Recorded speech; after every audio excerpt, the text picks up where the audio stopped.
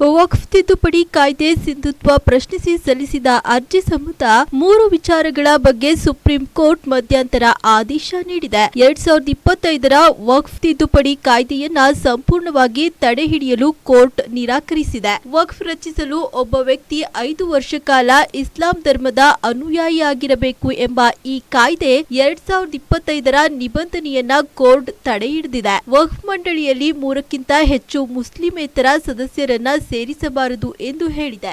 ವಕ್ಫ್ ತಿದ್ದುಪಡಿ ಕಾಯ್ದೆ ಸುಪ್ರೀಂ ಕೋರ್ಟ್ನಲ್ಲಿ ನಡೆದ ಚರ್ಚೆ ಹೀಗಿತ್ತು. ಒಬ್ಬ ವ್ಯಕ್ತಿಯು ಮುಸ್ಲಿಂ ಧರ್ಮವನ್ನ ಅನುಸರಿಸುವವನೇ ಅಥವಾ ಇಲ್ಲವೇ ಎಂಬುದನ್ನ ನಿರ್ಧರಿಸಲು ರಾಜ್ಯ ಸರ್ಕಾರಗಳ ನಿಯಮಗಳನ್ನ ರೂಪಿಸುವವರೆಗೆ ಈ ನಿಬಂಧನೆಯನ್ನ ಕೋರ್ಟ್ ತಡೆಹಿಡಿಯಲಾಗಿದೆ. ವಕ್ಫ್ ಮಂಡಳಿಯ ಮುಖ್ಯ ಕಾರ್ಯನಿರ್ವಹಣಾಧಿಕಾರಿ ಮುಸ್ಲಿಮೇತರರಾಗಿರಬೇಕು ಎಂದು ಕೋರ್ಟ್ ನಿರ್ದೇಶಿಸಿದೆ. ಆದರೆ ಮುಸ್ಲಿಮೇತರರನ್ನ ಸಿಇಒ ಆಗಿ ನೇಮಿಸಲು ಅವಕಾಶ ನೀಡುವ ತಿದ್ದುಪಡಿಯನ್ನ ತಡೆಯಲು ಎಂದು ಸುಪ್ರೀಂ ಕೋರ್ಟ್ ನಿರಾಕರಿಸಿದೆ. ಹೊಸ ಕಾನೂನುಗಳಲ್ಲಿ ಡಿಸಿಗೆ ನೀಡಲಾದ ವ್ಯಾಪಕ ಅಧಿಕಾರಗಳನ್ನ ಎತ್ತಿ ತೋರಿಸುವ ಪೀಠ ವೈಯಕ್ತಿಕ ನಾಗರಿಕರ ಹಕ್ಕುಗಳನ್ನ ನಿರ್ಣಯಿಸಲು ಜಿಲ್ಲಾಧಿಕಾರಿಗಳಿಗೆ ಅನುಮತಿ ನೀಡಲಾಗುವುದಿಲ್ಲ. ಇದು ಅಧಿಕಾರಿಗಳ ಪ್ರತ್ಯೇಕತೆಯನ್ನ ಉಲ್ಲೇಖಿಸುತ್ತದೆ. ನ್ಯಾಯಮಂಡಳಿಯಿಂದ ತೀರ್ಪು ಬರುವವರೆಗೆ ಯಾವುದೇ ಪಕ್ಷದ ವಿರುದ್ಧ ಯಾವುದೇ ಮೂರನೇ ವ್ಯಕ್ತಿಯ ಹಕ್ಕುಗಳನ್ನ ಸೃಷ್ಟಿಸಲಾಗುವುದಿಲ್ಲ. ಜಿಲ್ಲಾಧಿಕಾರಿಗೆ ಅಂತಹ ಅಧಿಕಾರಿಗಳೊಂದಿಗೆ ವ್ಯವಹರಿಸಲು ನಿಬಂಧನೆಯನ್ನ ತಡೆಹಿಡಿಯಲಾಗಿದೆ ಎಂದು ಹೇಳಿದೆ.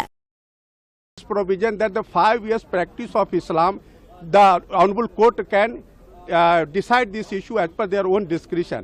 So accordingly, those who are practicing, who have not practiced Islam for 5 years, they cannot create work. That provision has been stated. इसी तरह वक्फ बोर्ड की जहां तक बात है, उसको भी काफी वेग रखा था स्टैट्यूट में, तो उसको भी लिमिट कर दिया गया है कि 3 से ज्यादा नॉन मुस्लिम नहीं हो सकते. जो 3 और मेन इश्यूज थे जिस पर ये कहा गया था कि चीफ एग्जीक्यूटिव ऑफिसर जो होते हैं सेक्शन 23 में, जो पहले मुस्लिम होते थे, उसके बारे में काफी बहस की गई थी. तो कोर्ट ने कहा है उसको हम अभी स्टे नहीं कर रहे हैं, लेकिन जहां तक हो सके गवर्नमेंट को कंसिडर करना चाहिए कि वो मुस्लिम हो तो बेहतर है. बाकी जो कोर इश्यूज थे उसमें ये था कि कलेक्टर का जो पावर था 3C में प्रोवाइजो जोड़कर कि जब तक वो प्रॉपर्टी डिसाइड नहीं हो जाती तब तक वो वक्फ नहीं मानी जाएगी और रेवेन्यू रिकॉर्ड में उसकी एंट्री नॉन वक्फ कर दी जाएगी, उसको कोर्ट ने क्लियरली स्टे कर दिया है. तो वो एक बहुत अच्छा ऑर्डर है. वक्फ के प्रोटेक्शन के लिए ये एक बहुत लैंडमार्क ऑर्डर है. तीसरी बात उसके बाद जो थी कि वक्फ बाय यूजर के जो अनरजिस्टर्ड वक्फ बाय यूजर है वो एक्ट के तहत प्रोटेक्टेड नहीं था.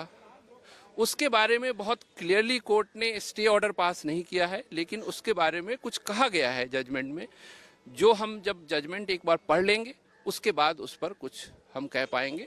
बहरहाल ये ओवरऑल ये ऑर्डर काफ़ी अच्छा है. चूंकि अभी एंट्री में स्टेज पर ये ऑर्डर दिया गया है, तो मैं समझता हूं कि एंट्री में स्टेज पे वक्फ के प्रोटेक्शन के लिए काफ़ी अच्छा ऑर्डर है और हम इसको वेलकम करते हैं.